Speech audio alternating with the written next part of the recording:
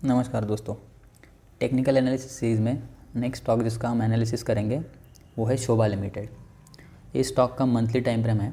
Monthly time frame में देखें तो स्टॉक अभी अपने हायर रेंज में ट्रेड कर रहा है। स्टॉक का अगर देखें, ये वाला इसका एक्यूमुलेशन जोन है। एक्यूमुलेशन जोन के ऊपर स्टॉक ट्रेड कर रहा है। स्टॉक ने यहाँ से काफ़ी अच्छा मूवमेंट दिया है। 981 से ऑलमोस्ट 2100, मोर देन 120% का रिटर्न इसने दे दिया है एक्यूमुलेशन जोन से निकलने के बाद। अभी जो स्टॉक है अपने ऑल टाइम हाई से ऑलमोस्ट 28% डाउन ट्रेड कर रहा है। इसने लो तो अपना बनाया था 50% का अराउंड, लेकिन रिट्रेसमेंट देखिए अभी ये 29% के लॉस में चल रहा है। तो पहले देखते हैं ये स्टॉक में हम क्या नया एंट्री कर सकते हैं या फिर अगर किसी के पास है तो इसको एग्जिट करना चाहिए। सबसे पहले मंथली टाइम फ्रेम में अगर देखें, मंथली टाइम फ्रेम में जो RSI है वो अभी जस्ट 60 का रेजिस्टेंस लिया है और यहाँ से नीचे जाने की कोशिश किया है। जब 60 के ऊपर आया था, ये वाले जोन्स पे आया था, यहाँ से स्टॉक ने काफ़ी अच्छा मूवमेंट दिया है। 60 के ऊपर आने के बाद इसने 140% का रिटर्न दिया है। अब जब से स्टॉक 60 के नीचे गया है, ये वाला कैंडल था जो 60 के नीचे गया है, उसी एरियाज़ में आके स्टॉक रिजेक्शन ले रहा है। जहाँ से सेलर आया था 60 के नीचे लेके गया था RSI, उसी लेवल से स्टॉक वापस से नीचे जा रहा है। तो एक बार मंथली टाइम फ्रेम में stock on the verge of negative side just shift हुआ है। ठीक है, हो रहा है। देखते हैं अभी ये स्टॉक में ट्रेंड क्या टाइप का चल रहा है। ठीक है, RSI का काम हो गया। RSI में हटा देता हूँ एक बार के लिए। ट्रेंड अगर इसमें हम देखें, यहाँ से काफ़ी अच्छा अप ट्रेंड इसने मार्क किया है। अप ट्रेंड में अगर मार्क करूँ, ये लो था, ये हाई बना था, ये लो देन हाई, ये लो देन हाई, एक अप ट्रेंड मार्क हुआ है। अभी यहाँ से या तो ऊपर जा सकता है या नीचे आ सकता है। यहाँ तक तो गया है। इसको अगर वीकली में हम देखें, वीकली में ये वाला ट्रेंड इस तरीके से शिफ्ट हो जाएगा।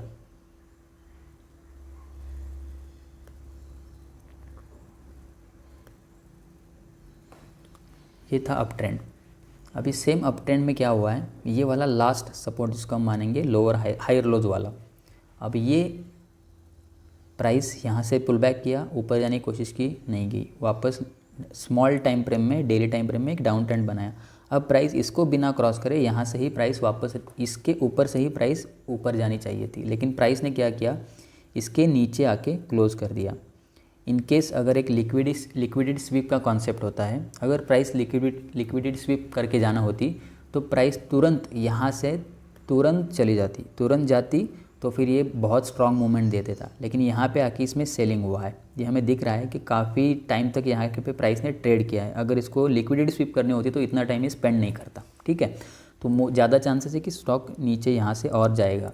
अब ये तो नहीं होगा कि स्टॉक गिर रहा है तो ऐसे ही सडनली गिरता हुआ जाएगा। यहाँ पे हम देख सकते हैं स्टॉक डाउन ट्रेंड में नीचे आ रहा है, तो डाउन ट्रेंड कंटिन्यू कर सकता है। अभी स्टॉक अभी यहाँ से निगेटिवली ट्रेड करना चालू कर चुका है। अब यहाँ पे भी देखें हम, RSI में कि यहाँ पे प्राइस ने ऑलमोस्ट सेम या तो थोड़ा सा हाई बनाया है, लेकिन RSI में यहाँ पे एक लोअर हाइज का फॉर्मेशन हुआ है। मतलब लोअर हाइज का जो हम RSI का छोटा एरिया है ये वाला है, जहाँ पे RSI सबसे कम ट्रेड किया था ये दोनों के बीच में, वो 53 का एरिया है। वो कौन से प्राइस पे करस्पॉन्ड किया है, ये वाले प्राइस पे करस्पॉन्ड किया था। वो समझने वाली बात है RSI के बारे में। ये दो पिक्स बनाए, या तो ये दोनों पिक्स बनाए, लेकिन RSI में लोअर हाइज बना है। अब ये दोनों के बीच में जो RSI मिनिमम था, ये वाला पॉइंट था, उस एरिया पे ये वाली प्राइस ट्रेड कर रही थी। प्राइस इन केस इसके नीचे आती है तो स्टॉक और ज़्यादा यहाँ से गिरेगा। और ऑलरेडी जो काइंड ऑफ इसमें देख रहा है, ऑलरेडी स्टॉक डाउन ट्रेंड में आना चालू कर चुका है। ठीक है, तो एक ये हमें कंफर्मेशन मिलता है कि स्टॉक नेगेटिवली ट्रेड करना चालू किया है। अब इसको थोड़ा वीकली में ट्रेड किया, चेक किया हमने, डेली में भी एक बार देखते हैं क्या हुआ है। ट्रेंड तो वीकली में शिफ्ट हुआ है और ये ट्रेंड नियरली रिवर्सल का एक पैटर्न क्रिएट कर रहा है। अभी हुआ नहीं है, कर सकता है, अगर करेगा तो इसके नीचे ब्रेक करेगा। तो ये इसके वर्ज पे है, देखते हैं क्या ये हो सकता है। अब डेली टाइम फ्रेम में आता हूँ। डेली टाइम फ्रेम में क्या हुआ है वो देखते हैं। डेली टाइम फ्रेम में स्टॉक डाउन ट्रेंड में चल रहा था, स्टॉक ने अपना ट्रेंड इसके ऊपर चेंज करेगा। स्टॉक डाउन ट्रेंड इस तरीके से हो रहा है,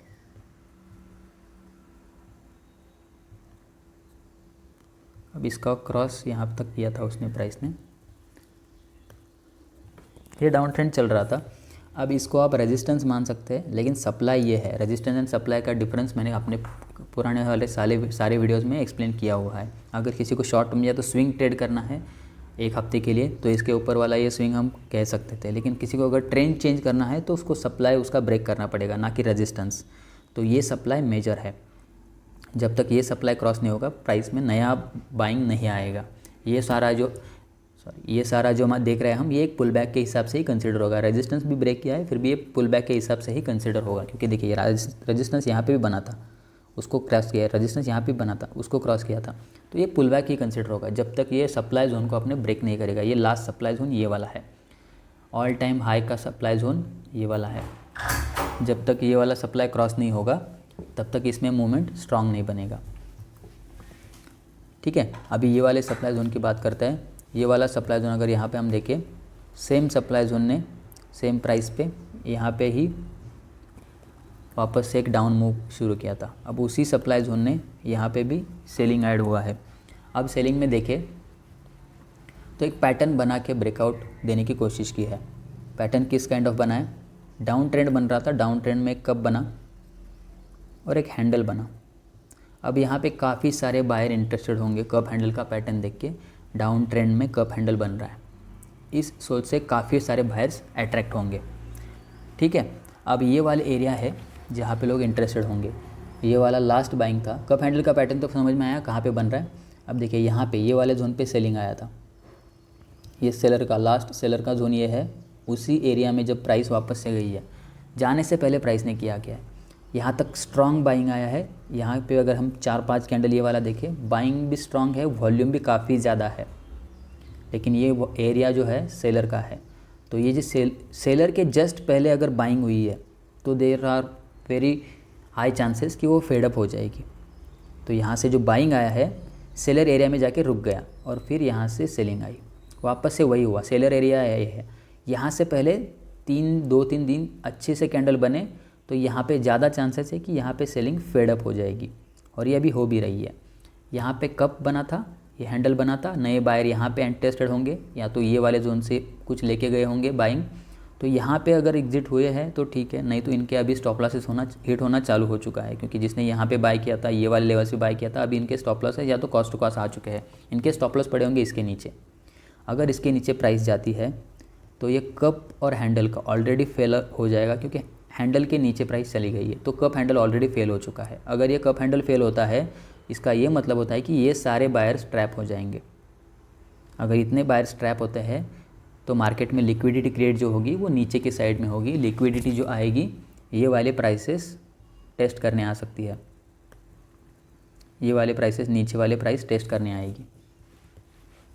तो जो अभी 1500 पे स्टॉक ट्रेड कर रहा है, हो सकता है वो 1000 तक आ जाए। इसमें जो चांसेस है डाउन साइड के ऑलमोस्ट 30% के अराउंड है।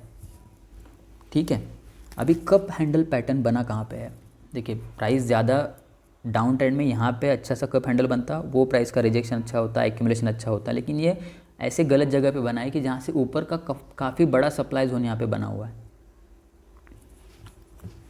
और ये ट्रेंड लाइन अगर मार्क करें 1.234, ऑलमोस्ट 4 बार रिजेक्शन ले चुके हैं उस ट्रेंड लाइन पे, और वहाँ से आके प्राइस अभी रिजेक्शन दे रही है। सेलिंग जो हुआ है डेली में देखिए RSI नीचे जा चुका है, यहाँ से भी RSI में डाइवर्जेंस बना हुआ है, डेली टाइम फ्रेम भी सेम प्राइस मूवमेंट है, लेकिन RSI डाउन जा चुका है।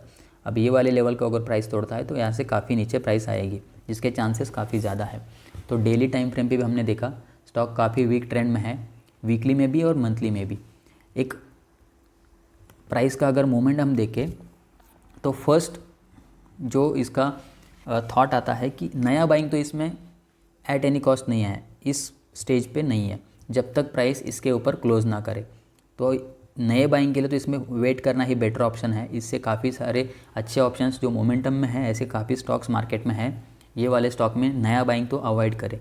अगर किसी ने ये वाले लेवल्स पे अगर बाय किया हुआ है, किसी ने अगर ये वाले लेवल्स पे बाय किया हुआ है, जिसके चांसेस काफ़ी कम होंगे, एवरेज मोस्टली लोगों का एवरेज में अगर देखो तो यही लेवल पे एवरेज होगा काफ़ी लोगों का। अब प्राइस ने यहाँ से मूवमेंट दिया था 30%, ऑलमोस्ट आके वापस से उनको कॉस्ट टू कॉस्ट निकलने का मौका दिया था। अब वापस से उनको पोर्टफोलियो में लॉस दिखना चालू हो गया होगा। तो ये लोग अगर नहीं निकलते हैं तो इनका लॉस बढ़ने के चांसेस और ज़्यादा हो जाएंगे। किसी के पास अगर है तो मिनिमम लॉसेस में यहाँ से निकलना बेटर ऑप्शन होगा। नए बाइंग के लिए बिल्कुल रिकमेंडेशन नहीं है। इसका और एक रीज़न है सेलिंग का, जो काफ़ी टाइम से मैं ऑब्जर्व भी कर रहा हूँ, उसको मैं देखता है अभी। इसका जो शोभा रियलिटी जो स्टॉक है, ये निफ्टी रियलिटी इंडेक्स का पार्ट है, बड़ा कंपोनेंट है इस इंडेक्स का। यहाँ पे अगर देखें, यहाँ से इंडेक्स में यहाँ से काफ़ी शार्प फॉल आया था। ये 2008 का एक क्रैश था, इसमें काफ़ी शार्प फॉल आया था। उसमें एक होल्ड करने वाली कैंडल बनी थी, ग्रीन कैंडल, ठीक है, और उसको प्राइस ने बाद में क्रॉस कर दिया। तो ये जो बनता है सप्लाई जोन बनता है, ये high all time high supply zone. अभी ये मेजर सप्लाई जोन है क्योंकि काफ़ी यहाँ से भी प्राइस बहुत ज़्यादा गिरी है। अब ये सप्लाई जोन को मैंने मार्क किया है। अब ये सप्लाई जोन में प्राइस किस तरीके से ट्रेड करती है वो हमें देखना है। मंथली टाइम फ्रेम में देखिए, इसने भी यही किया है। RSI जब 60 ब्रेक करके गया था, काफ़ी अच्छा स्ट्रॉन्ग मूवमेंट दिया, लेकिन अभी RSI 60 के नीचे जा चुका है। 60 के नीचे जाके वापस RSI 60 का रेजिस्टेंस ले रहा है। तो ये एक डाउन साइड का मूवमेंट दे सकता है। RSI से ये तो पता चला कि अभी ये नया एंट्री का लेवल नहीं है, ठीक है। अगर फिबोनाची हम मार्क करते bottom last low to high, तो ये वाला जोन है जिसमें नया बाइंग कर सकता है, जो कि यहाँ से अभी भी काफ़ी नीचे है। इंडेक्स में ये 15-17% नीचे है, तो स्टॉक्स ऑलमोस्ट 30-40% तक करेक्शन कर सकता है। इंडेक्स वीक है तो ऐसे स्टॉक में इन्वेस्टमेंट करना या स्विंग करना या पोजिशनल ट्रेडिंग करना उतनी समझदारी की बात नहीं है।